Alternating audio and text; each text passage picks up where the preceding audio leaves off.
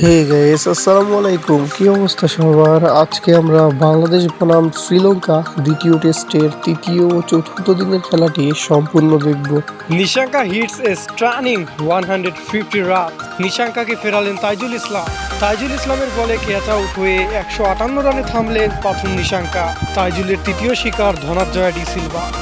অবশেষে উইকেট পেলেন নাহিদ রানা। প্রভাত জয়াসুরিয়া ফিরলেন 10 রানে। স্টাম্পে লেগে বল গেল বাউন্ডারিতে। বেল না পড়ায় বেঁচে গেলেন তামিম দুগন্ডি। 154 রানের লিড নিয়ে লাঞ্চে শ্রীলঙ্কা। নাইম হাসানের বলে ক্লিন বোল্ড ডাম্বুটেন সোনাল দিনুসা। 50 করলেন কুশাল মেন্ডিস। বড় লিডের পথে শ্রীলঙ্কা। তাইজুলের শিকার থারিন্দু রত্নাইক।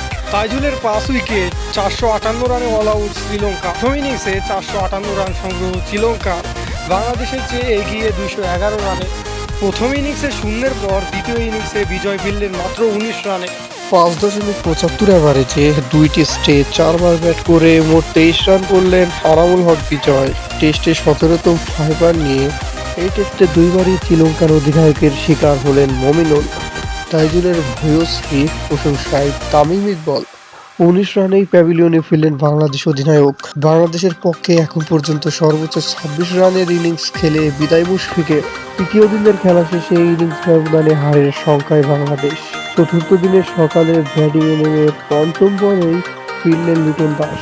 5 রানে আউট নাইম হাসান। ইনিংস ব্যবধানে পরাজয়ের দিকে বাংলাদেশ।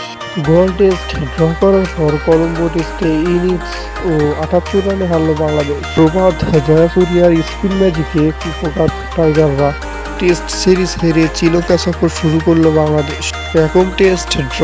দ্বিতীয় টেস্টে বাংলাদেশকে ইনিংস ব্যবধানে হারিয়ে সিরিজ জিতে নিল শ্রীলঙ্কা।